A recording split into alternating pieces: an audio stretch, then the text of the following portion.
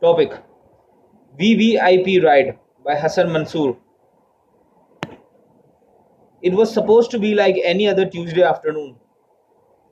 I would report for duty exactly 30 minutes before my shift began, say hello to my friends, and exchange expletives with my supervisor, piss off other ambulance drivers for going too slow on the roads, and hear the usual sarcastic retort: "Now, not everyone can drive as crazy as you do, Speedo Sahib."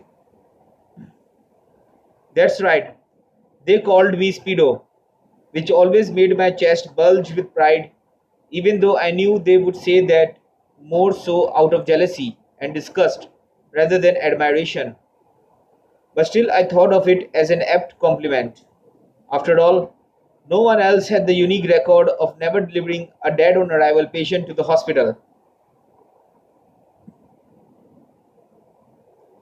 But today, as I sat and waited to hear the distress call over the radio inside my ambulance, I knew something was amiss. The polluted air that soaked my lungs mixed with the niswar burning my gums wasn't giving me the same kick as it always did. As I was trying to figure out whether the problem was the incensed air or my daily fix, Kazim, the coordinator, screamed over the radio. Even before he finished his message: "Move north, block 16, Kashmir Road, heart attack patient." I had pushed the ignition button, switched the siren on, and pressed my foot down hard on the pedal. I reached ground zero in 10 minutes. Everything was going according to plan. We brought the patient down on the burning steel stretcher from the fifth floor apartment. He and his four grieving relatives were loaded into my van in quick time. We were now charging down the road to the hospital, but then we hit an unusual obstacle. His Excellency's convoy was expected to pass by, and the only road leading to the hospital was blocked. My ambulance was covered from all sides by the long queues of vehicles at a traffic light because of the VVIP movement. "Why are you not going forward, driver?" screamed the patient's desperate relative as he chewed on his thick mustache. "Has your ambulance gone dead?" I thought how unpatriotic he was to ask such a silly question. "My ambulance isn't dead, but I think you are blind. Can't you see how other patriotic Pakistanis are waiting for the safe passage of His Excellency's car?" The diminutive man chewed his mustache more vividly, wildly, and gestured at the patient. "Do you see his condition?" I stared at the patient, whose hands were crossed onto his chest. "Yes, I can see him. It is evident that he is more patriotic than you and is praying for the long life of His Excellency." "If anything happens to him, then what?" I asked. The man with the mustache wanted to say something, but his lips remained silent. Beside him, a tall and thin man sat who had a VP face.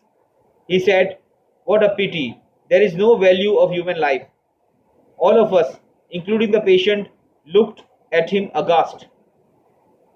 The VP face said, "It is the matter of a human being's life. What a pity." I looked at the patient. His whole body was perspiring. His hands were on his chest, and he was gazing at something on the roof of the ambulance.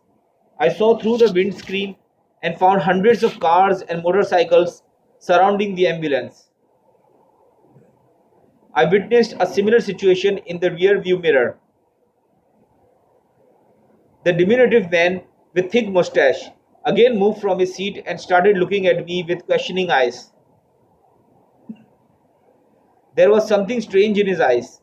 I thought the signal in front of us had turned green, yellow, and red several times, but the traffic sergeants and constables had surrounded all the lanes of the two-way street and were informing the drivers with signs about the benefits of the brakes in their vehicles. Suddenly, I felt someone had touched my shoulders from behind. The diminutive man was still staring at me. I looked back at him with questioning eyes. He gestured at the patient, said, "Look at him." I looked at the patient. who restlessly was turning from side to side on the stretcher, and his eyes were stuck on the ambulance's roof. He said, "His condition is worsening." I realized that the patient's life had turned as vulnerable as Karachi's weather and its law and order situation. But I decided to reject my decades long experience and unknowingly started to comfort myself, thinking life would ultimately triumph over death. I gazed into the diminutive man's eyes and said, "Nothing has happened to him. He is absolutely well and sound. Don't worry." But he continued to stare at me. It is not the first time I am stuck in a traffic jam. I have taken many patients in precarious conditions to hospitals and seen them return fit and healthy.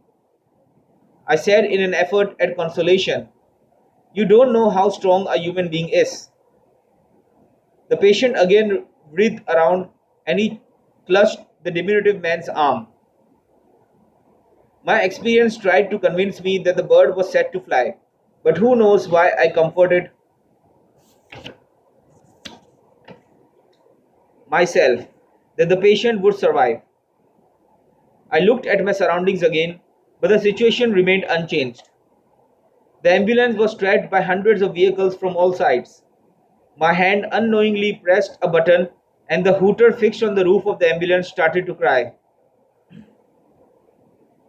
I poked my head around and saw the astonished drivers of cars and minibuses were staring at me. A biker beside me was wonderstruck. He said, "I suppose you are new in the town."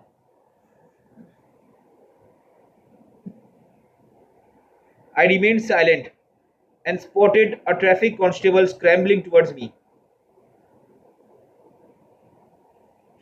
The biker duly placed his helmet on his head and looked around. The constable confronted me and asked, "Why are you in such a hurry? What's your problem?" "I have a patient in my ambulance and his condition is precarious," I said calmly. The constable poked his head through a window of the ambulance and saw inside. I turned to and saw the patient. He had only a few moments to survive. The constable got his head outside and said, "He is breathing and is alive like any other prosperous citizen of Pakistan." I filed myself as a stone, yet I too was alive and prosperous. And I saw the patient too, like others, is praying for our leaders with his hands high towards sky. The police officer continued. I kept staring at him like a stone. "And look around." He gestured towards the vehicles queuing around me. "All these people are patriotic citizens. They all are praying for the safe passage of His Excellency's convoy." I remained silent. The constable angrily looked at me again. He stretched his hand inside the ambulance and turned the hooter's button off. An eerie silence had shocked the drivers nearby, who looked at us for a while and then again started waiting. The constable said, "History is a witness that the nations who remained patient and did not remove their feet from the brakes attained the zenith of success and prospered." The biker nearby turned off his motorcycle. "Bravo!" cried the constable. "Patience makes a man and the whole economy stronger." "Right," the biker said. "I don't know about the people, but at least we can save the fuel in our vehicles." The constable looked angrily at the biker and left. I again felt someone press my shoulders. I turned back and saw the tall and thin man crying. Looking into his eyes, I did not try to confirm it with anyone whether he was crying or laughing. I knew he was crying. I saw the patient was lying still on the stretcher. Signs of utter distress had frozen on his face, and the four attendants were crying. I realized the bird had flown, yet I felt utter suffocation inside me. I decided that reaching the hospital was still as urgent as it was a few moments ago. I again turned the hooter's button on. The hooter screamed loudly and woke up all the drivers from their trance.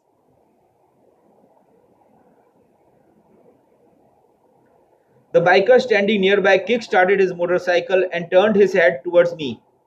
He placed the helmet on his head and then pressed his thumb to the horn button on his motorcycle.